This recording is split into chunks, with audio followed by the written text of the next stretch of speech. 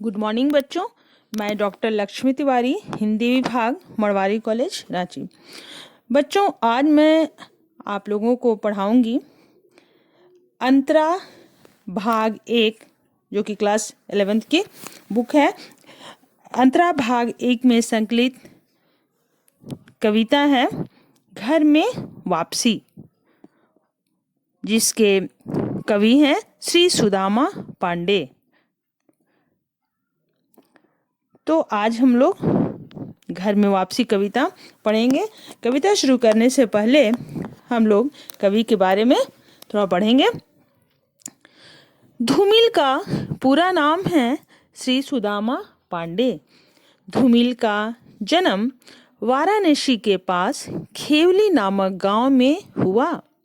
High school पास करके रोजी की फिक्र में पड़ गए। सन 1958 में ITI वाराणसी से विद्युत डिप्लोमा किया और वहीं पर अनुदेशक के पद पर नियुक्त हो गए। धूमिल की असमय ही ब्रेन ट्यूमर से मृत्यु हो गई। धूमिल की अनेक कविताएं समकालीन पत्र पत्रिकाओं में बिखरी पड़ी हैं। कुछ अभी तक अप्रकाशित भी हैं। संसद से सड़क तक, कल सुनना मुझे और सुदामा पांडे का प्रजातंत्र उनके काव्य संग्रह हैं। धूमिल को मरणोपरांत साहित्य अकादमी पुरस्कार से सम्मानित किया गया। धूमिल के काव्य संस्कारों के भीतर एक खास प्रकार का गमईपन है, एक भदेसपन जो उनके व्यंग्य को धारदार और कविता को असरदार बनाता है। उन्होंने अपनी कविता में समकालीन राजनीतिक परिवेश में जी रहे जागरूक व्यक्ति की तस्वीर पेश की है और 1960 के बाद के मोह भंग को प्रभावशाली ढंग से अभिव्यक्त किया है। संघर्षरत मनुष्यों के प्रति धूमिल के मन में अगाध करुणा है। उन्हें ऐसा लगता है कि समकालीन परिवेश इस करुणा का शत्रु है। इसलिए उनकी कविता में यह करुणा कहीं आक्रोश का रूप धारण कर लेती है तो कहीं व्यंग्य और चुटकुलेबाजी क्या।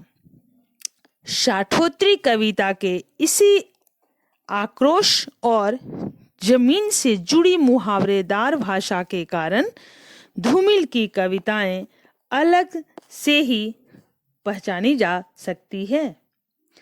धूमिल की काव्य भाषा और काव्य शिल्प को देखा जाए तो उसमें एक जबरदस्त गर्माहट है। ऐसी गर्माहट है जो बिजली के ताप से नहीं, जेठ की दोपहरी से आती है। हमारे पाठ्य पुस्तक अंतरा भाग 1 में उनकी कविता घर में वापसी संकलित है। यह कविता धूमिल की एक प्रमुख कविता है। इस कविता में गरीबी से संघर्षरत परिवार की व्यथा कथा है।